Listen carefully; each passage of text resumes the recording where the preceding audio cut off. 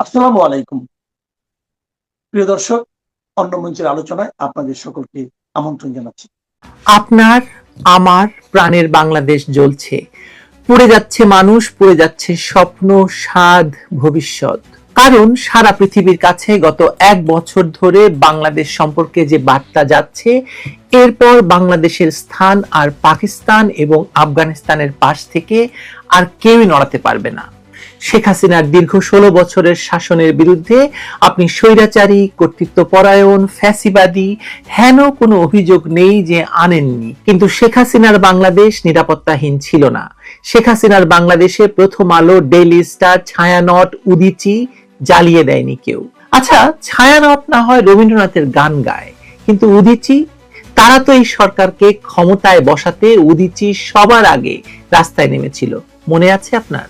ধর্ম অবমাননার জন্য আজকে যারা ময়মনসিংহে দীপক চন্দ্র দাসকে পুড়িয়ে মেরেছে, তারা শেখ হাসিনার আমলেও এরকম চেষ্টা করেনি তা নয়, কিন্তু পারেনি।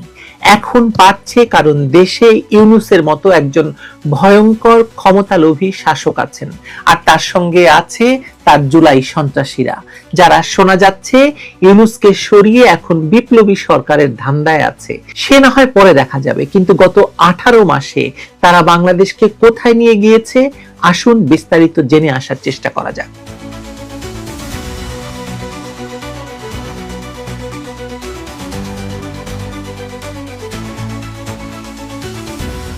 18 ডিসেম্বর 2025 তারিখ রাতের পর থেকে যে বাংলাদেশে আপনি আছেন, তার সঙ্গে এর আগের বাংলাদেশের কোনো মিল নেই। যেমন মিল নেই 2024 সালের আগস্টের আগের ও পরের বাংলাদেশের। কালকের পরের বাংলাদেশের কি অবস্থা বলুন তো? একদিকে শরীফ ওসমান হাদির গুলিবিদ্ধ হয়ে সিঙ্গাপুরে মৃত্যু, তার জানাজাকে ঘিরে ঢাকা জুড়ে সহিংসতা বা সহিংস বিক্ষোভের আশঙ্কা, সরকার বদলের আশঙ্কা, প্রথম আলো, ডেইলি স্টার, ছায়ানটের উদীচীতে অগ্নিসংযোগ। অন্যদিকে ভালুকায় এক হিন্দু যুবককে, দীপক চন্দ্র দাসকে গাছের সঙ্গে বেঁধে পিটিয়ে পুড়িয়ে মারা। অন্যদিকে যুক্তরাষ্ট্র, কানাডা, যুক্তরাজ্যের ভ্রমণ নির্দেশনা, উচ্চমাত্রায় সতর্ক থাকুন, এই জেলায় যাবেন না, সমাবেশ এড়িয়ে চলুন। মাত্র 1 বছরের মধ্যে বাংলাদেশের আন্তর্জাতিক ইমেজ এমন জায়গায় গিয়ে দাঁড়িয়েছে, যা প্রথম আলো, ডেইলি স্টারের দাবি করা শেখ হাসিনার কঠিন, বিতর্কিত, এমনকি দমনমূলক আমলেও ছিল না। তখন আমেরিকারও শেখ হাসিনার বিরুদ্ধে অভিযোগ ছিল স্বৈরাচার, মানবাধিকার লঙ্ঘন ইত্যাদি ইত্যাদি। কিন্তু আজ অভিযোগটা নিরাপত্তাহীনতা, জঙ্গিবাদী সহিংসতা আর চরম নৈরাজ্যের। আর প্রাথমিক এবং প্রধান সত্য হলো, শেখ হাসিনা সংসদে দাঁড়িয়ে প্রথম আলো, ডেইলি স্টারের সমালোচনা করেছেন, যা সংসদীয় গণতান্ত্রিক রীতি, কিন্তু ইউনূসীয় শাসন জঙ্গি লেলিয়ে দিয়ে প্রথম আলো, ডেইলি স্টার, ধানমন্ডি 32, ছায়ানট, উদীচী পুড়িয়ে দিয়েছে, আজকে বিএনপি অফিসও জ্বালিয়েছে, যাকে পৃথিবী দেখছে বাংলাদেশ জঙ্গিদের দখলে চলে গেছে বলে। তাহলে প্রশ্ন করা দরকার না যে এই নজিরবিহীন নিরাপত্তাহীন জঙ্গিদের বাংলাদেশ কে বানালো, কিভাবে বাংলাদেশ এই অবস্থায় এলো? একটু সরাসরি কথা বলি। আওয়ামী লীগের 15-16 বছরের শাসন একটা নিখুঁত কোনো শাসন ছিল না। গুম, খুন, র্যাবের ক্রসফায়ার, বিরোধী দমন, ডিজিটাল নিরাপত্তা আইন সব মিলিয়ে সেটা একটা ক্রমশ শক্ত হওয়া কর্তৃত্ববাদী কাঠামোর ভেতরেই ছিল। কিন্তু তবু একটা জিনিস ছিল, কথা বলার কিছু স্পেস। প্রেস ক্লাবের সামনে, শাহবাগে, টিভি টকশোতে, সামাজিক মাধ্যমে ক্ষমতার বিরুদ্ধে, শেখ হাসিনার বিরুদ্ধে, আমেরিকা, ভারতের ভূমিকার বিরুদ্ধে রাত দিন গালাগাল, অভিযোগ, তর্ক বিতর্ক হয়েছে। রাষ্ট্র সেই সব কথা বন্ধ করতে চেয়েছে, অনেক সময় মেরেছে, মামলা দিয়েছে, কিন্তু প্রথম আলো, ডেইলি স্টার অফিসে মব এনে আগুন ধরিয়ে দেওয়া, ছায়ানট, উদীচীর কক্ষ ভেঙে তছনছ করা, সবকিছু চুরি করা, এই ধরনের দৃশ্য তখনও অচিন্তনীয় ছিল। এটা ছিল এক ধরনের স্থিতিশীল দমন নীতি, ভয়ঙ্কর, কিন্তু অনুমান করা যেত কি হতে পারে, কতটুকু যেতে পারে। আর শেখ হাসিনাকে তার পরম সমালোচক মার্কিন যুক্তরাষ্ট্র সহ বাকি দেশগুলি সবচেয়ে বেশি প্রশংসা করেছে তার জঙ্গি দমনের সফলতার জন্য। হাজার হাজার জঙ্গি সাজাপ্রাপ্ত হয়েছিল, বিচারাধীন ছিল, সকলেই আজ মুক্ত। আজ ইউনূসের জুলাই সন্ত্রাসীদের নামাজের ইমাম হিসেবে দাঁড়াচ্ছেন জসিমউদ্দিন রহমানের মতো ভয়ঙ্কর জঙ্গি। ইউনূস এখন দেশের ফাঁসির দণ্ডপ্রাপ্ত যুদ্ধাপরাধী, 21শে আগস্টের গ্রেনেড হামলাকারী, যাবজ্জীবন প্রাপ্ত আসামি, হোলি আর্টিজান হামলার 80 কিংবা যাবজ্জীবন সাজাপ্রাপ্ত আসামিদের রক্ষাকর্তা, অভিভাবক। আর এসব জঙ্গিরাই গত 1 বছর ধরে বাংলাদেশ জ্বালিয়ে পুড়িয়ে ছারখার করছে। তার মানে এখন রাষ্ট্র আছে, আবার নেইও। আইন আছে, কিন্তু তার নিচে আরো বড় একটা আইন হয়ে গেছে মবের শাসন, মবের আইন, যার নামে যে কাউকে আক্রমণ করা যায়। হাদির মৃত্যু আর ভালুকার লাশ, এই দুই জিনিস এই নতুন বাস্তবতার একটা প্রতীক হয়ে দাঁড়িয়েছে। আপনাদের এই ঘটনাক্রমটা একটু পরিষ্কার করে দেখা দরকার। 2024 সালের জুলাই সন্ত্রাসীরা শেখ হাসিনাকে ক্ষমতাচ্যুত করার মধ্য দিয়ে বাংলাদেশ দখল করে। সেই সন্ত্রাসের অন্যতম মুখ হয়ে ওঠেন শরীফ ওসমান হাদি, ইনকিলাব মঞ্চের মুখপাত্র, ভারতের ভূমিকা সহ আগের শাসনের কড়া সমালোচক, 2026 সালের নির্বাচনের প্রার্থী হওয়ার ঘোষণা দেওয়া এক তরুণ নেতা। সেই দখলের পর থেকে নোবেল বিজয়ী মোহাম্মদ ইউনূসের নেতৃত্বে যে অন্তর্বর্তী সরকার আসে, তারা আওয়ামী লীগকে কার্যত সন্ত্রাসী দল আখ্যা দিয়ে দলটির সব কর্মকাণ্ড নিষিদ্ধ করে, আন্তর্জাতিক অপরাধ ট্রাইব্যুনালের পুনর্ব্যবহার শুরু করে, অবৈধ আইনে শেখ হাসিনাকে তার অনুপস্থিতিতে ফাঁসির সাজা দেওয়া হয়। বাইরে থেকে শুনতে বিচারের মাধ্যমে শুদ্ধি অভিযান মনে হলেও ভেতরে রাষ্ট্রের ক্ষমতার ভারসাম্য সম্পূর্ণ অন্যখানে সরে যায়। বহু পুরনো বিরোধ, প্রতিহিংসা, নতুন জোট, এগুলো মিলে এক ধরনের অচেনা ক্ষমতা সংকোচন তৈরি করে। সারা পৃথিবী বুঝতে পারে যে কেন শেখ হাসিনাকে মৃত্যুদণ্ড দেওয়া হয়েছে, কিভাবে দেওয়া হয়েছে এবং এর পরিণতি কি। এই প্রেক্ষাপটে গত 12ই ডিসেম্বর ঢাকায় নির্বাচনী প্রচার শুরু করার সময় বক্স কালভার্ট এলাকায় মোটর বাইকে আসা 2 জনের গুলিতে হাদি মাথায় গুলিবিদ্ধ হন। সারা বিশ্বে এই খবর ছড়িয়ে পড়ে। সিঙ্গাপুরে কয়েকদিন লাইফ সাপোর্টে থাকার পর 18ই ডিসেম্বর রাতে তিনি মারা যান বলে খবর প্রকাশিত হয়। 19শে ডিসেম্বর তার মরদেহ ঢাকায় আসার সময় শিডিউল করা হয়। পরের দিন মানিক মিয়া এভিনিউতে জানাজার ঘোষণা দেওয়া হয়। তার আগেই ঢাকাকে সম্ভাব্য সহিংসতার শহর হিসেবে মার্কিন দূতাবাসের নিরাপত্তা সতর্কতা সবকিছু একসঙ্গে মিলে এক ভৌতিক ছবি তৈরি করে দেয় সবার সামনে। যতই হাদির লাশকে কেন্দ্র করে তারা শান্তিপূর্ণ সমাবেশের ডাক দিক না কেন, যুক্তরাষ্ট্র, কানাডা এবং যুক্তরাজ্যের বার্তাটা ছিল খুবই পরিষ্কার। শান্তিপূর্ণ জানাজা, শান্তিপূর্ণ সমাবেশ, এগুলো এখন সহিংসতার সম্ভাব্য মঞ্চ। তাই মার্কিন নাগরিকদের দূরে থাকাই ভালো। হাদির মৃত্যুর পর যা ঘটেছে সেটা শুধুই স্বতঃস্ফূর্ত শোক বা ক্ষোভ নয়, বরং সংগঠিত ভয়াবহ আক্রমণ, বাংলাদেশের ধর্মনিরপেক্ষ শক্তির উপর তীব্র আঘাত। ঢাকার 2 শীর্ষ দৈনিক প্রথম আলো এবং ডেইলি স্টারের অফিসে হামলা, গাড়ি ভাঙচুর, ভবনে আগুন, ভেতরে আটক সাংবাদিকদের জীবন ঝুঁকি, ধানমন্ডি 32-এর উপর আবার অগ্নিসংযোগ, ছায়ানট ভবনের 7 তলার প্রতিটি কক্ষ ভাঙচুর। 19শে ডিসেম্বরেও উদীচী এবং বিএনপি অফিসে হামলা, আওয়ামী লীগের নেতাকর্মীদের ঘর জ্বালিয়ে দেওয়া, বাড়ি জ্বালিয়ে দেওয়া, ব্যবসা প্রতিষ্ঠান জ্বালিয়ে দেওয়া, এই সব মিলিয়ে সাংবাদিকতা, সংস্কৃতি আর ঐতিহাসিক স্মৃতির উপর একসঙ্গে আঘাত। এবং এটা এমন পরিসরে হয়েছে যে 2টো পত্রিকায় কয়েক দশকের ইতিহাসে প্রথমবার প্রেস বন্ধ রাখতে বাধ্য হয়েছে। এটাও কোনো সাধারণ ঘটনা নয়। এটা এই পত্রিকা সহ বাকি সংবাদ মাধ্যমের জন্য একটা স্পষ্ট ধমকি। তোমরা লিখবে, কি লিখবে আর কি লিখবে না সেটা এখন এই আগুন ঠিক করে দেবে। এই তাণ্ডবের মাঝখানে নিউ এজের সম্পাদক নুরুল কবিরকে যে দৃশ্যের মুখোমুখি হতে হয়েছে সেটাও কম তাৎপর্যপূর্ণ নয়। ভিডিও ফুটেজে দেখা যাচ্ছে যারা গত 1 যুগ ধরে তাকে লীগের কট্টর শত্রু, ফ্যাসিস্ট হাসিনার বিরুদ্ধে নির্ভীক কণ্ঠ হিসেবে চিনত, সেই একই মানুষের ভেতরের একটা অংশ তাকে বলছে আওয়ামী লীগের দালাল, গলা ঝাক্কা দিচ্ছে, মারছে, গাড়িতে তুলতে চাইছে, চুল ধরে টানছে। বিশ্ববিদ্যালয়ের শিক্ষকদের সংগঠন ইউটাপ পর্যন্ত বিবৃতি দিয়েছে এটা মুক্ত গণমাধ্যমের উপর সরাসরি আঘাত। কিন্তু সামগ্রিক বুদ্ধিজীবী মিডিয়া শ্রেণীর প্রতিক্রিয়া কি?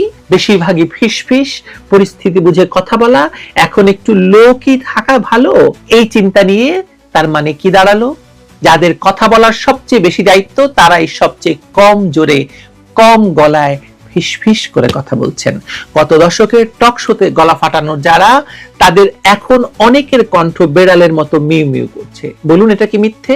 খোদ প্রথম আলো এমন ভাবে সকালে গিয়ে প্রতিবাদ করলো যেন তারা বিচার চায় না। তারা তো জানে কারা আক্রমণ করলো, তবে কেন ভাসুরের নাম মুখে নিল না? এই প্রথম আলো ডেইলি স্টার না শেখ হাসিনার আমলে কত বিপ্লবী ছিল? এই 18 ডিসেম্বর রাতে ঘটা ভালুকার ঘটনাটা এই পুরো চিত্রকে আরেক ধাপে উন্নীত করে। এক হিন্দু যুবক, গার্মেন্টস এর সুপারভাইজার স্তরের কর্মী, যার ইন্টারনেট লিটারেসি নিয়েও সন্দেহ আছে, তাকে নিয়ে গুজব ছড়ানো হলো সে নাকি মুহাম্মদ সাল্লাল্লাহু আলাইহি ওয়াসাল্লাম সম্পর্কে কটূক্তি করেছেন। চাকরির প্রমোশন জনিত দ্বন্দ্বের জেরে প্রতিযোগীরা এই গুজবকে আগুন ধরানোর কাঠ হিসেবে ব্যবহার করে। তৌহিদি জনতা জড়ো হয়, পেটায়, গাছে বেঁধে আগুন জ্বালিয়ে তাকে পুড়িয়ে হত্যা করা হয়। ধর্মকে ব্যবহার করে ব্যক্তিগত শত্রুতা মোটেও নতুন কিছু নয়, কিন্তু রাষ্ট্র যদি এই পর্যায়ে গিয়ে দাঁড়িয়ে থাকে যে আত্মীয়রা মামলা করলে ব্যবস্থা নেব, তাহলে বার্তাটা আসলে কি থাকে বলুন তো? বার্তাটা হয়, মব যদি ধর্মের নামে কাউকে পুড়িয়ে মারে, তাও আইনের প্রক্রিয়া শুরু হয় কেবল নির্দিষ্ট ফর্মালিটির পর। এতটা নৈতিক এবং প্রাতিষ্ঠানিক পতন একদিনে হয় না, এটা বছরের পর বছর ধরে পাওয়া ইমিউনিটির ফল। এই জায়গায় এসে রাষ্ট্রের আরেকটা স্তর দেখা দরকার আমাদের। বিচার ব্যবস্থা কি বার্তা দিচ্ছে? এই মাত্র কয়েক সপ্তাহ আগে হাইকোর্ট 1994 সালে শেখ হাসিনার উপর ঈশ্বর দিতে ট্রেন হামলার মামলায় 47 জন আসামিকে খালাস দিয়েছে। 21 আগস্টের গ্রেনেড হামলার মামলায় সবাইকে শুধু খালাস দিয়েছে তা নয়, দণ্ডপ্রাপ্ত আসামির অনুপস্থিতিতে এই মামলা তুলে নেওয়া হয়েছে। এবং এই 47 জন আসামির মধ্যে 9 জনের কিন্তু মৃত্যুদণ্ডপ্রাপ্ত ছিল, আরো অনেকে যাবজ্জীবনের সাজা পেয়েছিল। এটা ছিল সেই হামলা যেখানে লক্ষ্য ছিল তখনকার বিরোধী দলীয় নেতা শেখ হাসিনাকে হত্যা। এর কিছুদিন পর সুপ্রিম কোর্ট 21 আগস্ট গ্রেনেড হামলা মামলার হাইকোর্টের খালাসের রায় বহাল রাখলো। তারেক রহমান, লুৎফুজ্জামান বাবর সহ সব আসামি বেকসুর খালাস। একই সঙ্গে তারা হাইকোর্টের পুনঃতদন্তের সুপারিশটাও বাতিল করে দিল। মানে আর খোঁজার দরকার নেই কে কি করেছে। এগুলো কোনো একক মামলার রায় নয়, এগুলো এক একটা বার্তা যে দেশের ইতিহাসে সবচেয়ে আলোচিত রাজনৈতিক সন্ত্রাসী হামলাগুলোর জন্য এখন আইনের চোখে আর কেউ দায়ী নয়, দোষী নয়। একটু থামি এবার। একদিকে আপনি দেখছেন যে অপরাধগুলো রাষ্ট্রের উপর, রাজনীতির উপর, গণতন্ত্রের উপর হামলা, যেগুলোতে ডজন ডজন মানুষ মারা গেছে, যেগুলো রায় দিতে 2 দশকের বেশি সময় লেগেছে, সেগুলোর সব সাজা একে একে উধাও হয়ে যাচ্ছে। অন্যদিকে একই রাষ্ট্র রাজনৈতিক অস্থিরতার অজুহাতে নতুন করে নানা নেতাকে, সম্ভাব্য প্রার্থীকে অস্ত্রের লাইসেন্স দিচ্ছে নিজেকে নিজে রক্ষা করুন বলে। নিরাপত্তা যন্ত্রকে মব নিয়ন্ত্রণের বদলে মব সামঞ্জস্যের কাজে ব্যবহার করছে। এই জিনিসগুলো ব্যবহারকারীরা খুব ভালোভাবে অনুভব করছে, কিন্তু কাগজে যতটা লেখা হয় ততটা বিশ্লেষণ হয় না। ফলাফল হচ্ছে নিরাপত্তার ধারণাটাই উল্টে গেছে। নিরাপত্তা মানে এখন ন্যায় বিচারের নিরাপত্তা, নিশ্চয়তা নয়, বরং নিজের অস্ত্র, নিজের মব, নিজের ক্যাম্প, এগুলোই। আর এখানেই আফগানিস্তান, পাকিস্তানের উদাহরণগুলো সামনে চলে আসে। আফগানিস্তানে আমেরিকার প্রশ্রয়ে বেড়ে উঠেছিল সশস্ত্র গোষ্ঠী মুজাহিদিন, পরে তালেবান। পাকিস্তানে রাষ্ট্র নিজেই স্ট্র্যাটেজিক ডেপথ নামে জঙ্গি মাদ্রাসা নেটওয়ার্ক, কাশ্মীর জিহাদের মতো কাঠামো তৈরি করেছে। শেষ পর্যন্ত ফল কি হয়েছে? আজ পশ্চিমা ভ্রমণ নির্দেশনায় আফগানিস্তান, পাকিস্তান একই ধরনের ক্যাটাগরিতে, উচ্চ ঝুঁকি, সন্ত্রাসপ্রবণ, অস্থির। বাংলাদেশের জন্য এখন যে ভাষা তারা ব্যবহার করছে, উচ্চ মাত্রায় সতর্কতা থাকুন, চট্টগ্রাম হিল ট্রাক্সে যাবেন না, রাজধানীতেও সন্ত্রাস, অপরাধ, অপহরণের ঝুঁকি, এগুলো সেই একই অভিধানের শব্দ যেগুলো পশ্চিমারা পাকিস্তান এবং আফগানিস্তানের বিরুদ্ধে ব্যবহার শুরু করেছিল। এর সঙ্গে আছে আরেকটা গভীর সাংস্কৃতিক সমস্যা। আমরা বহু বছর ধরে জঙ্গি, উগ্রবাদী মবকে অন্য নামে ডেকেছি। কখনো বলেছি তৌহিদি জনতা, কখনো বলেছি বিক্ষুব্ধ মুসল্লি, কখনো ছাত্র জনতা, আর হালে বলছি প্রেসার গ্রুপ। যেদিন কোনো আতাতের স্বার্থে তাদের দরকার হয়েছে, সেদিন তাদেরকে ব্যবহার করা হয়েছে। যেদিন আবার তারা নিয়ন্ত্রণের বাইরে চলে গেছে, সেদিন একটু কড়া কথা বলে একটু থামানো হয়েছে। এখন সেই পরিণতিটা একদম সামনে এসে দাঁড়িয়েছে। তোমারে বধিবে যে গোকুলে বাড়িছে সে, এই কথাটার নির্মম বাস্তব সংস্করণ দেখতে পাচ্ছি আমরা। আগে যারা মনে করতেন এইসব মিলিশিয়া, মব, রিলিজিয়াস স্কোয়াড সবই আমাদের পক্ষে, ওরা আমাদের শত্রুকে মারে, আজ তাদের অনেকেই বুঝতে শুরু করেছেন এই মেশিন একবার চালু হলে তার রোড ম্যাপ আর কারো হাতে থাকে না। একদিন তারা আওয়ামী লীগের অফিস পোড়ায়, 32 ভাঙে, আরেকদিন প্রথম আলো, ডেইলি স্টার পোড়ায়, আরেকদিন হিন্দু প্রতিবেশীকে গাছে বেঁধে পুড়িয়ে মারে। কারণ একই যুক্তিতে তাদের নিজেদের উপরও আগুন নামতে পারে। এরাই নাকি শেখ হাসিনা বিরোধীদের কাছে মিডিয়ার সৃষ্টি ছিল। আজ তারাই নেমেছে মিডিয়াকে জ্বালিয়ে পুড়িয়ে ভস্ম করতে। আমাকে এসব কিছুই আসলে আর আশ্চর্য করে না, কারণ আমি দীর্ঘদিন ধরে এদের বিরুদ্ধে কথা বলে আসছি, লিখছি, এবং সেজন্য আমার নাম এদের হত্যার লিস্টে ছিল সব সময়। আওয়ামী লীগ আমলেও এদের বিরুদ্ধে বলেছি বলে তারা আমার সন্তান সহ আমার ছবি দিয়ে প্রচার চালিয়েছে, গাড়ির নাম্বার ছড়িয়ে দিয়েছে সামাজিক যোগাযোগ মাধ্যমে। আর আওয়ামী লীগ আমলে ভালুকায় এভাবে কাউকে গাছে বেঁধে পুড়িয়ে মারা হয়নি বলে নিশ্চিত ছিলাম তা কিন্তু নয়। সহিংসতা তখনও ছিল, কিন্তু যেটা ছিল না সেটা হলো এই ধরনের সহিংসতাকে রাষ্ট্রীয় রাজনৈতিক কথার ভেতরে এক ধরনের অস্বস্তিকর নৈতিক বৈধতা দেওয়া। আজ যখন বিচারহীনতা আর অস্ত্রের লাইসেন্স পরস্পরকে ফিড করছে, তখন এই সহিংসতা আর ব্যতিক্রম নয়, বরং প্রেডিক্টেবল। মানে আপনি অবাক হন না, বরং ভাবেন এবার কোথায়, কার উপর হামলা হবে তারপর। তাহলে প্রশ্ন করি, দায়টা কার? এই দায় আমাদের সমন্বিত জাতির। দায় আছে আগের সরকারগুলোর, আওয়ামী লীগেরও, কারণ তারা পারেনি এই রক্তবীজের ঝাড়কে পরিষ্কার করতে। আর বিএনপি জামায়াত তো এদের রাজনৈতিক পরিচয়ই বহন করে, যদিও সবকিছুর দায় এখন আওয়ামী লীগের ঘাড়েই চাপানো হচ্ছে। ফ্যাসিস্ট তকমা বইতে হচ্ছে আওয়ামী লীগকে। কিন্তু এখন তো বুঝতে পারছেন যে ফ্যাসিস্ট হওয়ার কারণটা কি ছিল। তাদের দমন না করলে 2024-এর আগস্ট আরো আগে আসতো, আরো আগে প্রথম আলো, ডেইলি স্টার, ছায়ানট, উদীচী পড়তো। তাতে সন্দেহ আছে আপনার? আর আওয়ামী লীগকে ফ্যাসিস্ট, স্বৈরাচারী বলে ক্ষমতায় এসে এই জঙ্গিদের বাপ মা সেজে বসেছেন ডক্টর মোহাম্মদ ইউনূস। তারা নাকি আওয়ামী লীগের রেখে যাওয়া কাঠামোর উপর দাঁড়িয়ে নতুন বন্দোবস্ত এনেছেন। সেটা একদিকে পুরনো অপরাধের বিচারকে উল্টে দিচ্ছে, অন্যদিকে বর্তমান সহিংসতার বিরুদ্ধে দৃশ্যমান, দ্রুত, নিরপেক্ষ পদক্ষেপ দেখাতে ব্যর্থ হচ্ছে। কারণ এরা তারাই হাদি হত্যা চেষ্টা তদন্তে তারা এমন কিছু দেখাতে পারেনি যেটা মানুষকে আশ্বস্ত করবে। ভালুকার লাশের ব্যাপারে রাষ্ট্রের বার্তা এখন অস্পষ্ট। প্রথম আলো, ডেইলি স্টার, ছায়ানট, উদীচীর হামলার পরও আইন শৃঙ্খলা বাহিনীর অনুপস্থিতি, তৎপরতা, প্রস্তুতি সবই অপ্রতুল। আর সে কারণেই 19 তারিখেও উদীচী হামলা হয়, উদীচীর অফিস হামলা হয় এবং বিএনপি অফিস ভাঙে, আওয়ামী লীগের নেতাকর্মীদের বাড়ি পোড়ায়। এসব তো ব্যাখ্যা করা খুব কঠিন না? দায় আছে ভয়ঙ্কর ধর্মের রাজনৈতিকভাবে ব্যবহারকারী শক্তির, ডানপন্থী এবং জাতীয়তাবাদী গোষ্ঠীর, এবং তাদের সঙ্গে জোটবদ্ধ নাগরিক মঞ্চগুলো, যারা সবসময় নিজেদের পক্ষে মব শক্তিকে, আওয়ামী লীগকে নিঃশেষ করার শক্তি হিসেবে পেলেছে, পুষেছে এতদিন। এমনকি তারা একদিকে ধর্মীয় উগ্রবাদ সমর্থন করে না বলে বয়ান দিয়েছে, কিন্তু অন্যদিকে রাজনৈতিক লাভের জন্য সেই উগ্রতার ভাষাও ধার নিয়েছে তাদের কাছ থেকে। রাজনীতি বটে। আর যখন সেই উগ্রবাদীরা মিডিয়া অফিস পুড়িয়ে দেয়, তখন তারা নিজেরা একটু ভয় পেয়েছে বটে, কিন্তু এই ভয় কি এসে যায়? দানব তো এখন রক্ত পিপাসু হয়ে পড়েছে, তাকে রক্তের যোগান দিতেই হবে। সেটা আওয়ামী রক্ত হোক, মুক্তিযোদ্ধার রক্ত হোক, প্রথম আলো, ডেইলি স্টারের কিংবা ছায়ানট, উদীচীর রক্ত হোক, কিংবা বিএনপির রক্ত হোক। দায় আছে বুদ্ধিজীবী মিডিয়া, শিক্ষিত শ্রেণীরও, কারণ তারা সব সময় শেখ হাসিনা বিরোধী একচক্ষু দানবের নীতি নিয়ে দেশে টিকে থেকেছে। এমনকি শেখ হাসিনার বিরুদ্ধে যারা খুব যুক্তিসঙ্গতভাবে, তীব্রভাবে কথা বলেছেন, তাদের অনেকে আজ সরকারের অন্যায়, বিচার ব্যবস্থা প্রশ্নবিদ্ধ হওয়া, মব রাজনীতির উত্থান, সংখ্যালঘুর উপর হামলা, মিডিয়া জ্বালিয়ে দেওয়া, এসব বিষয়ে সেই কঠোর ভাষা ভুলে গেছেন। তার মানে তারা আসলে ন্যায়ের জন্য নয়, কেবল নির্দিষ্টভাবে শেখ হাসিনা তথা আওয়ামী লীগের শাসনের বিরুদ্ধে ছিলেন।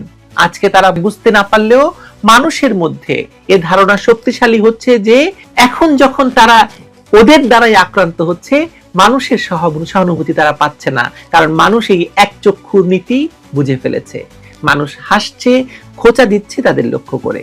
কিন্তু আমার কাছে তো মনে হয় সবচেয়ে বড় দায়টা গিয়ে বর্তায় আন্তর্জাতিক শক্তির উপর, যারা বাংলাদেশের মতো দেশগুলোকে কখনো ভারতের বাফার, কখনো চীনের কাউন্টারওয়েট, কখনো সস্তা গার্মেন্ট কারখানা, কখনো ওয়ার অন টেরর, এসব নতুন ফন্ড হিসেবে ব্যবহার করে।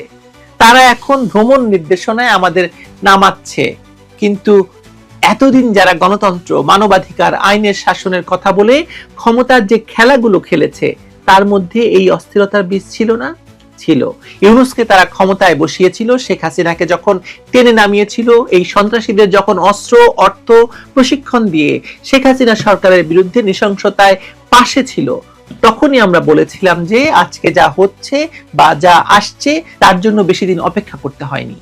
ইউনূসের ক্ষমতা দখলের পর দিন থেকেই এই রক্তখেকো সন্ত্রাসীরা বাংলাদেশকে শেষ করে দিতে মাঠে নেমেছিল। আর বিদেশিরা তখন নিশ্চুপ ছিল, এখনো আছে, শুধু নিজেদের নাগরিকদের জন্য ভ্রমণ সতর্কতা দেওয়া ছাড়া তারা আর কি করছে বলুন তো? মানবাধিকার নিয়ে মিনমিন করে দুটো কথা, সাংবাদিকদের আটক রাখার বিরুদ্ধে একটি দুটি বিবৃতি দেওয়া ছাড়া তারা সবাই কেউ বোয়িং, কেউ এয়ারবাস, কেউ বা যুদ্ধ বিমান আর সাবমেরিন বেচার তালে আছে। যা হোক, বাকিদের বলে কি হবে? রাষ্ট্র দখল করে দিন শেষে শান্তির কপট ইউনূসই যখন তার রক্ত জিহ্বা দিয়ে রক কাটা শিবিরের রোকন হয়ে গেলেন, তখন তার দায়কে তো আপনি অস্বীকার করতে পারবেন না, তাই না? আমরা নিরাপত্তা বলতে আসলে কি বুঝি? এই শব্দটা কিন্তু শেষ পর্যন্ত রাষ্ট্রের প্রতিশ্রুতি। রাষ্ট্র যদি বলে আমি পারবো না, তুমি নিজে অস্ত্র রাখো, রাষ্ট্র যদি পুরনো সন্ত্রাসের মামলা খালাস করে বলে সত্য খুঁজে বের করা আর জরুরি নয়, মানে কে অপরাধী তার খোঁজার দরকার নেই, রাষ্ট্র যদি মবকে তৌহিদি জনতা, বিক্ষুব্ধ ছাত্র জনতা, প্রেসার গ্রুপ ইত্যাদি ভালো ভালো নাম দিয়ে চলতে দেয়, টিকে থাকতে দেয়, পয়সা দেয়, প্রশিক্ষণ দেয়, রাষ্ট্র যদি সংখ্যালঘু নাগরিকের লাশের পাশে দ্বিধাহীন বার্তা না দেয়, তাহলে আন্তর্জাতিকভাবে সেই রাষ্ট্রের নাম একসময় পাকিস্তান, আফগানিস্তানের পাশে উচ্চারিত হবেই হবে, ঠেকাতে পারবেন না। সেখান থেকে ফিরে আসা সম্ভব, কিন্তু কঠিন, ভয়ঙ্কর কঠিন। কারণ এখানে শুধু অর্থনীতি ভালো থাকলেই হবে না, নতুন সেতু, মেট্রো রেল হলেই হবে না, হবে যদি ধানমন্ডি ৩২, প্রথম আলো, ডেইলি স্টার, ছায়ানট, উদীচিতে আগুন দেওয়া, ভালুকায় দীপুর লাশ, শরীফ হাদির মাথায় গুলি, এই সব ঘটনার বিচার একেবারে শেষ দেখা পর্যন্ত নিয়ে যাওয়া সম্ভব না হয়। দেশের পুলিশের মতো তৃতীয় পক্ষের দোহাই নয়, কোনো জনতার ক্ষোভ কিংবা প্রেসার গ্রুপের দোহাই দিয়ে নয়, কোনো রাজনৈতিক সমঝোতার নামে নয়, প্রকৃত বিচার, ন্যায় বিচার দাবি করে মানুষ। খুব সুশীল ভাষায় বলতে পারি যে এই মুহূর্তে লড়াইটা আমাদের সবার, কিন্তু আবেগ নয়, বরং নির্মম বাস্তবতা হলো যারা আক্রান্ত হলেন তারা কি সেটা মনে করেন? তারা তো আজও ভাসুরের নাম মুখে আনতে পারছেন না, আজও তারা আওয়ামী লীগ নেতাদের বাড়ি পোড়ানো নিয়ে কথা বলছেন না, ধানমন্ডি ৩২ ভাঙা নিয়ে কথা বলছেন না। যারা ভাবছেন চুপ থেকে বাঁচবেন তারা হয়তো কিছুদিন বাঁচবেন, কিন্তু এই ধরনের নিরাপত্তাহীনতার সমাজে কারো জন্য স্থায়ী নিরাপদ জোন থাকে না। একদিন আপনার বিরুদ্ধে নয়, আপনার পছন্দের পত্রিকার বিরুদ্ধে নয়, আপনার শত্রুর বিরুদ্ধে নয়, বরং আপনার পাশের বাড়ির বা আপনার নিজের ঘরের বিরুদ্ধে সেই আগুন ছড়িয়ে পড়বে। তখন আর প্রশ্ন করার সুযোগ থাকবে না যে দায় কার ছিল, কারণ রাষ্ট্র তখন ভেঙে পড়া কাঠামোর ভেতরে সবাই শুধু বেঁচে থাকার চেষ্টা করব আমরা। তবে সবার আগে আসুন আজ সকলে মিলে স্বীকার করি যে বাংলাদেশ আক্রান্ত, বাংলাদেশ আজ জঙ্গি সন্ত্রাসীদের দ্বারা আক্রান্ত।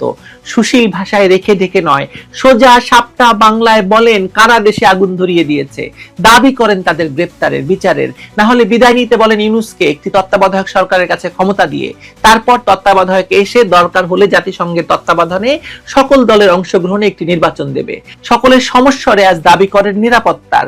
আজ যদি ভালুকার দীপু, শরীফ ওসমান হাদি, প্রথম আলো, ডেইলি স্টার, ছায়ানট, উদীচি, নুরুল কবির, আওয়ামী লীগ নেতাকর্মীদের ঘর বাড়ি, ব্যবসা বাণিজ্য, এই সব নামগুলোকে আমরা সত্যিকারের বিচার নিশ্চিত করার টেস্ট কেস না বানাই, তাহলে ইতিহাস আমাদের সকলকে তালিকায় লিখবে, যেখানে পাকিস্তান, আফগানিস্তানের পাশে ছোট অক্ষরে লেখা থাকবে আরেকটি নাম, বাংলাদেশ, আরেকটি রাষ্ট্র যেখানকার শান্তিতে নোবেল বিজয়ী শাসক ডক্টর মোহাম্মদ ইউনূস জামায়াতের মতো একটি সন্ত্রাসী দলের হয়ে বাংলাদেশকে কবর দিয়েছে পাকিস্তান আর আফগানিস্তানের পাশে। একটু পরেই হাদির জানাজা হবে হয়তো। দেখুন বাংলাদেশ আরো কি ভয়ঙ্কর উত্তাল পরিস্থিতির ভিতরে পড়ে। নিরাপদে থাকবেন সবাই।